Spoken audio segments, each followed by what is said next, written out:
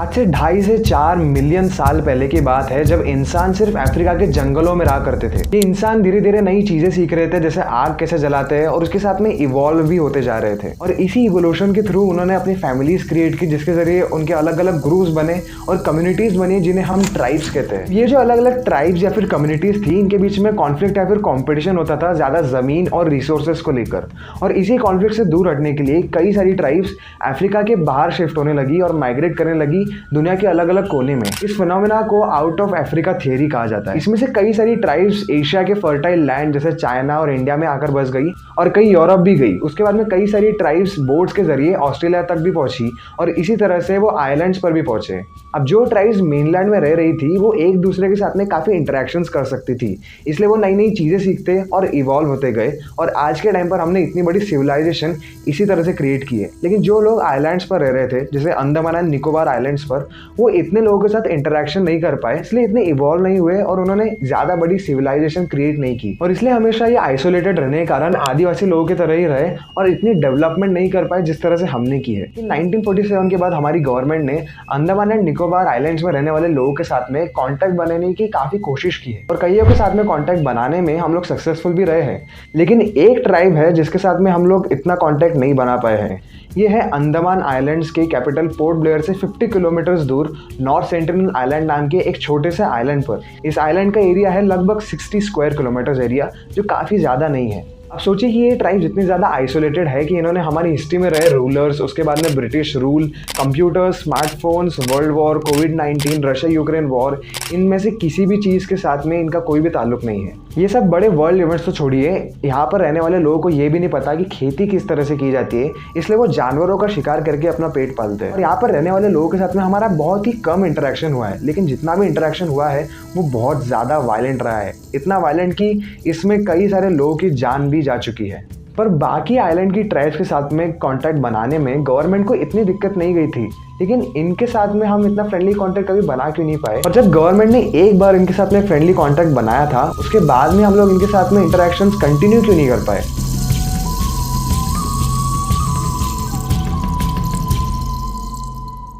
साल 2018 की बात है। जॉन एलन चाउ नाम का 26 साल का एक अमेरिकन एडवेंचरर, ब्लॉगर और एक अमेरिकन मिशनरी भी था। क्रिश्चियन मिशनरी मतलब वो लोग जो क्रिश्चियन धर्म को फैलाते हैं। John Andaman and Nicobar islands पर गया और उसने वहां पर रह रहे मछुआरों को 25,000 रुपए दिए ताकि वो उसे नॉर्थ सेंटिनल आइलैंड पर पहुंचा सके इलीगल तरीके से। जॉन एक्चुअली इस आइलैंड पर जाकर वहां रह रहे लोगों को क्रिश्चियनिटी में कन्वर्ट करना चाहता था। जॉन उन मछुआरों के साथ में नॉर्थ सेंटिनल आइलैंड पर गया और उन लोगों ने जॉन के ऊपर अटैक किया, इसलिए वो 3 बार लौट कर वापस आ गया। लेकिन तीसरे अटेम्प्ट में जॉन ने उन मछुआरों को कहा कि वो अंडमान आइलैंड्स पर वापस जा सकते हैं, और वो वहीं पर रुक गया। अगले दिन जब वो मछुआरे नॉर्थ सेंटिनल आइलैंड पर वापस गए, तब उन्हें सेंटिनलीज लोग जॉन की बॉडी को दफनाते हुए दिखाई दिए। इस आइलैंड का वैसे हमें पहला मेंशन मिलता है 1771 में, जब ईस्ट इंडिया कंपनी का एक जहाज यहाँ से गुजर रहा था और उन्होंने इस आइलैंड के ऊपर एक जलती हुई रोशनी देखी थी। पर पहला डायरेक्ट इंटरेक्शन हुआ था 1867 में, जब मर्चेंट नेवी की एक शिप इस आइलैंड के पास में ही क्रैश हुई, और इसके बाद में यहाँ पर लगभग 100 लोग तैर कर इस आइलैंड तक पहुंचे। 3 दिनों तक इस शिप के जो सर्वाइवर्स थे वो उस आइलैंड पर रुके रहे, लेकिन तीसरे दिन नॉर्थ सेंटिनल के लोगों ने इन लोगों को हथियार दिखाने शुरू कर दिए, और इसके बाद में ब्रिटिश रॉयल नेवी ने इन लोगों को रेस्क्यू किया। पर यहाँ रह रहे लोगों का और भी वायलेंट जो नेचर है, इसका एक रीजन बताया जाता है इस पर्सन को। यह है मॉरिस वाइडल पोर्टमैन। वो ब्रिटिश रॉयल नेवी की तरफ से अंडमान आइलैंड्स का इंचार्ज था। उसे अंडमान पर रह रहे ट्राइबल लोगों के ग्रीक लोगों की तरह बिना कपड़ों के फोटोग्राफी करने का एक अलग सा शौक था। कैसे कैसे लोग रहते हैं यार यहाँ पर। उसने साल 1880 में इस आइलैंड से 6 लोगों को किडनैप किया, जिसमें से 2 बूढ़े कपल थे और 4 बच्चे थे। अब जो 2 बूढ़े लोग थे वो बहुत जल्दी मर गए, क्योंकि वो हमारी दुनिया पर रह रहे जर्म्स के साथ इंटरेक्ट कर गए थे। अब हमारी दुनिया में जो जर्म्स है, उसके लिए हमारी बॉडी ने इम्यूनिटी क्रिएट कर ली है कि हमें अब उनसे कुछ नहीं होता। लेकिन ये लोग इन जर्म्स के कॉन्टैक्ट में कभी आए नहीं, इसलिए इनकी जान को खतरा हो सकता है। लेकिन वो 4 जो बच्चे थे वो सेफ थे, और कुछ हफ्तों बाद में मॉरिस ने इन 4 बच्चों को उस आइलैंड पर वापस छोड़ दिया।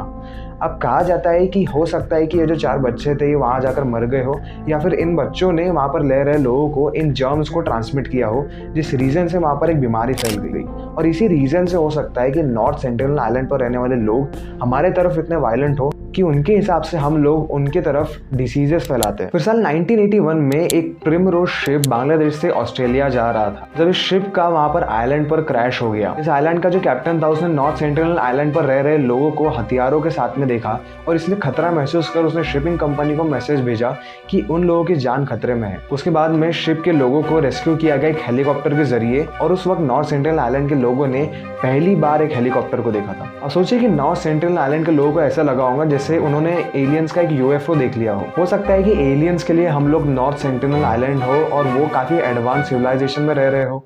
वैसे वो इस वीडियो का टॉपिक नहीं है। वैसे ये जो प्रिमरोज शिप है वो आज भी इसी आइलैंड पर पड़ा है और इसे आप गूगल अर्थ के थ्रू देख सकते हो सेंटिनल के नॉर्थ साइड में। पर हमने खुद होकर भी यहाँ रह रहे लोगों के साथ में कॉन्टैक्ट बनाने की कोशिश की है। जैसे 1974 में फिल्म्स डिवीजन ऑफ इंडिया एक डॉक्यूमेंट्री बना रही थी अंडमान एंड निकोबार आइलैंड्स के ऊपर, जिसके लिए वो लोग नॉर्थ सेंटिनल आइलैंड पर गए। इस फिल्म का जो डायरेक्टर था उसके पैर पर सेंटिनलीज ने एक बाण भी मार दिया था। ये डॉक्यूमेंट्री फ्री में यूट्यूब पर अवेलेबल है, इसे आप जाकर देख सकते हो। त्रिलोकनाथ पंडित एक इंडियन एंथ्रोपोलॉजिस्ट है। एंथ्रोपोलॉजिस्ट काफ़ी हैवी वर्ड है, राइट? एंथ्रोपोलॉजिस्ट का मतलब होता है वो लोग जो इंसानों के बिहेवियर, उनकी हिस्ट्री और इस सब चीज़ों को स्टडी करते हैं। तो 1967 में त्रिलोकनाथ पंडित ने इस आइलैंड के ऊपर एक्सपीडिशन शुरू किए, लेकिन उनका पहला सबसे अच्छा सक्सेसफुल जो मिशन था उसे 1991 का कहा जाता है। और इस मिशन के सक्सेसफुल होने का एक बहुत बड़ा रीज़न इस वुमन को बताया जाता है, जो है मधुमाला चट्टोपाध्याय। ये भी एक एंथ्रोपोलॉजिस्ट ही है और इसलिए वो अंडमान आइलैंड्स के ऊपर जरावा और ओंगे ट्राइब्स के ऊपर भी पहले रिसर्च कर चुकी है। लेकिन जो उनके डिपार्टमेंट की हाई अथॉरिटीज़ थी वो उन्हें नॉर्थ सेंटिनल आइलैंड पर जाने की परमिशन नहीं दे रही थी, क्योंकि वहाँ पर बहुत ज़्यादा खतरा हो सकता है और इसलिए वो एक वुमन को वहाँ पर नहीं भेजना चाहते थे।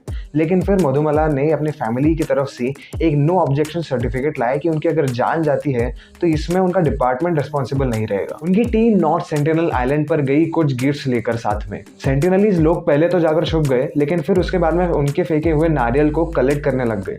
इन सेंटिनलीज लोगों के पास में जो हथियार थे उसमें लोहा भी दिखाई दिया। हो सकता है कि इन लोगों ने वो जो प्रिमरोज शिप था उसमें से लोहा एक्सट्रैक्ट करके अपने हथियारों में यूज किया हो। दोपहर 2 बजे के आसपास उनकी टीम वापस अपनी मेन शिप के ऊपर गई और नारियल लाने के लिए। जब वो वापस लौट कर आए तब सेंटिनलीज में से जो एक लड़का था उसने उनकी टीम के ऊपर एक बो एरो को शूट करने की कोशिश की। जब वो उसके एरो को एम कर रहा था तब मधुमाला ने उनकी तरफ एक नारियल दिखाया, लेकिन उसी वक्त सेंटिनलीज में से ही जो एक वुमन थी उसने इस एरो वाले लड़के को धक्का मार दिया और उसका जो एरो था वो पानी में जाकर गिर गया। और इसलिए कई लोगों का कहना है कि मधुमाला जो एक वुमन है उसका वहां पर प्रेजेंट होना काफी ज्यादा इंपॉर्टेंट है इस मिशन के सक्सेसफुल होने के पीछे, क्योंकि दुनिया की हमने काफी जो ट्राइब्स देखी है वो वुमेन को काफी ज्यादा प्रोटेक्टेड रखते हैं। शायद ये चीज हमारी सोसाइटी को इनसे सीखनी चाहिए और हो सकता है कि यही सेम प्रोटेक्टेड रखने का जो केस है वो सेंटिनलीज लोगों के साथ भी हो। और इसलिए मधुमाला के वहां होने से सेंटिनल पर रहने वाले लोगों को एक सेफ्टी फील हो रही थी कि जो लोग आए हैं वो किसी का भी नुकसान नहीं चाहते। इसी मिशन के दौरान हमने पहली बार नॉर्थ सेंटिनल आइलैंड के लोगों के साथ में उन्हें छू कर भी अपना कांटेक्ट बनाया। लेकिन इसके बाद में सेंटिनल आइलैंड के ऊपर और कोई मिशन नहीं किया गया और गवर्नमेंट ने इस आइलैंड पर जाने से बैन लगा दिया, क्योंकि उनका कहना था कि हमारे पास काफी जर्म्स हो सकते हैं और हमारे जरिए उन तक बीमारियां पहुंच सकती है जिससे उनका नुकसान है। और हो सकता है कि इस एक्सपीडिशन के बाद में नॉर्थ सेंटिनल पर रहने वाले लोगों को कोई बीमारी हुई हो और शायद इसी रीज़न से उसके बाद में भी वो लोग हमारे साथ वायलेंट ही रहे हैं। जैसे 2004 में जब इंडियन ओशन में सुनामी आई थी तब हमने ये चेक करने के लिए कि वहाँ के लोग सेफ है या नहीं एक हेलीकॉप्टर भेजा था। उसी वक्त इन सेंटिनलीज में से एक लड़का इस हेलीकॉप्टर के ऊपर एक एरो शूट करने के लिए सामने आया था। तो मतलब ये लोग एक सुनामी को भी सर्वाइव कर पाए थे। उसके बाद में 2006 में और एक किस्सा सामने आया जिसमें 2 मछुआरे उस आइलैंड के ऊपर मारे गए थे इन लोगों के द्वारा। और उसके बाद में 2018 में जो जॉन एलन चाऊ का किस्सा था वो तो मैंने आपको पहले ही बताया। पर सवाल ये उठता है कि हम लोग इन लोगों के साथ में आखिर कांटेक्ट बनाना ही क्यों चाहते हैं। कुछ एंथ्रोपोलॉजिस्ट का ये कहना है कि इन लोगों के साथ अगर हम लीगल तरीके से कांटेक्ट नहीं बनाते हैं तो हो सकता है कि कुछ लोग इलीगल तरीके से इनके साथ में कांटेक्ट बनाएं और उसके बाद में ये लोग ह्यूमन ट्रैफिकिंग और स्लेवरी का शिकार हो सकते हैं। तो इससे बेटर तो ये है कि हम लीगल तरीके से एक स्लो प्रोसेस के थ्रू इनके साथ में इंटरैक्ट करें। पर हमने अंडमान की और पूरी दुनिया की और भी ट्राइब्स के साथ में कांटेक्ट बनाया है, लेकिन उसका उनको फायदे से भी ज्यादा नुकसान हुआ है। जैसे अंडमान पर रह रही और एक ट्राइब जरावा के साथ में हमने 1997 में कांटेक्ट बनाया था। उसके बाद में जरावा ट्राइब की जो कुछ महिलाएं थी उन्हें सेक्सुअली एक्सप्लॉइट करने को लेकर काफी किस्से सामने आए थे और कई ट्राइबल लोग जो थे उन्हें स्मोकिंग और अल्कोहल जैसे एडिक्शंस में भी इन्वॉल्व कर दिया गया। इन सब चीजों को वो पहले तो जानते भी नहीं थे, लेकिन उसके बाद में वो इससे एडिक्टेड हो गए। अंडमान ट्रंक रोड जरावा ट्राइब के एक एरिया के पास में ही कंस्ट्रक्ट हुआ था जंगल सफारी के लिए। और यहाँ जो ट्रैवलर्स आते हैं वो जरावा ट्राइब के लोगों को इस तरह से ट्रीट करते हैं जैसे वो जू एनिमल्स हो। इससे इस ट्राइब के कल्चर और उनकी प्राइवेसी को बहुत ज़्यादा इफेक्ट होता है। अंडमान के आइलैंड्स को तो छोड़िए, मेन लैंड्स के ऊपर भी काफ़ी ट्राइबल लोग रहते हैं जंगलों में, जिनकी जो ज़मीन है उसे इलीगली एक्वायर किया जा रहा है। तो अगर उनके साथ इंटरेक्शन करने से उनका फ़ायदा नहीं बल्कि नुकसान हो रहा है तो हमें ऐसा इंटरेक्शन आखिर करना ही नहीं चाहिए। ये मेरा ओपिनियन है, लेकिन आपके कुछ और ओपिनियंस हो सकते हैं, हमें कमेंट्स में ज़रूर बताइए। सेंटिनल आइलैंड का जो किस्सा है ये काफ़ी मिस्टीरियस सी कहानी है, लेकिन ऐसी ही और एक कहानी है श्री कृष्ण की द्वारका नगरी। और ये क्वेश्चन हमेशा सामने आता है कि क्या द्वारका एक्चुअली एग्जिस्ट करती थी। इसको लेकर काफ़ी प्रूफ सामने आए हैं जिसके ऊपर हमने एक वीडियो बनाया है, उसका लिंक मैं डिस्क्रिप्शन में दे दूंगा। इसे और वीडियोज़ देखने के लिए हमारे चैनल को ज़रूर सब्सक्राइब कीजिए।